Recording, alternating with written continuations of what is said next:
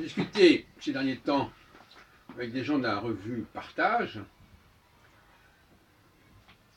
Maitreya, le partage sauvera le monde. Save our planet. Et j'ai trouvé quand même un peu problématique leur discours. Et je leur ai dit que ça faisait penser énormément au programme communiste, à savoir partager les richesses, partager les ressources.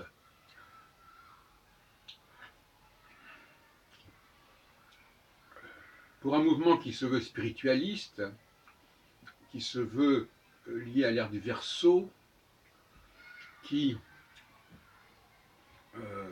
semble quand même que l'insistance sur la question démographique, sur le fait que les gens n'ont pas assez à manger, il faut distribuer davantage les richesses, tout ça c'est très bien, mais ça me paraît un peu détonné, quelque part, avec une approche purement spiritualiste qui ne soit pas trop matérialiste. Or, dans ce groupe Partage, il y a un matérialisme qui me gêne un petit peu, parce que s'il est vrai qu'il faut s'intéresser en effet à ces questions-là, matérielles, il ne faudrait quand même pas tout réduire à ces questions-là. Et donc ça me gêne. D'autre part, ça met en évidence l'espèce de dictature de la base, la dictature de l'urgence, n'est-ce pas, à nourrir les personnes ou à sauver la planète, qui a tendance à niveler les problématiques en disant voilà, il y a une urgence, et toute urgence est suspecte d'une certaine manière, toute déclaration d'urgence est suspecte, parce que ça signifie de ne pas respecter un certain ordre des choses, une certaine cyclicité, une certaine façon de faire les choses dans l'ordre dans le temps, dans l'ordre dans l'espace social, et c'est un côté anarchiste, qui me déplaît. Le programme qui est mis en avant dans leur profession de foi, je ne sais pas si je l'ai sous les yeux, est quand même beaucoup trop proche des problématiques communistes, socialistes, pour me séduire. Et je suis surpris de voir qu'il en est ainsi dans cette structure. Alors la démographie galopante dans laquelle nous nous trouvons est-elle une fatalité?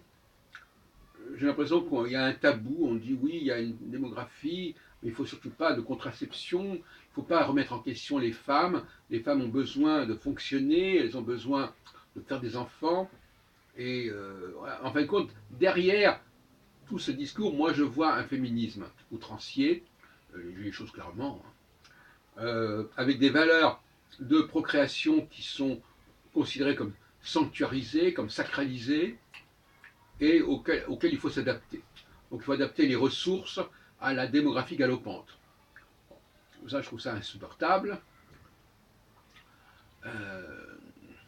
D'autre part, au niveau de la réincarnation, on se retrouve avec 7 milliards d'âmes bientôt, on peut se poser la question de savoir si autant d'êtres qui sont capables de se réincarner.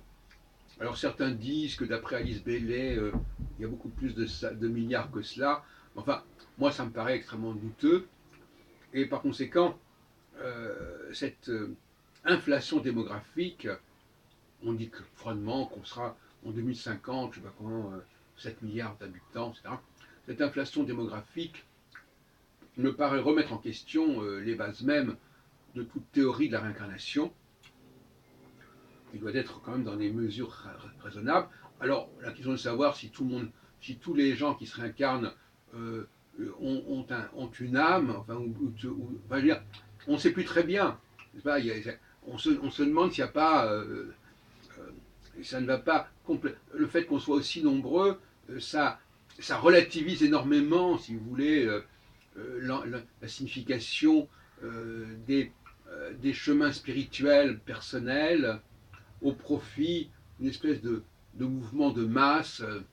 Et là aussi, ça me laisse une impression un peu amère et un peu douteuse, si vous voulez. Bon, donc voyez-vous. Donc finalement, est-ce qu'il faut se laisser entraîner par des problématiques écologiques, démographiques, euh, matérialistes? Alors on nous dit le jour de la déclaration, il y aura une sorte de mouvement télépathique qui fera que tout le monde comprendra qu'il faut partager les richesses, comme si c'était ça l'objectif final, l'aboutissement de tout un processus. Voilà, j'en dirai pas plus, mais j'en pense pas moins.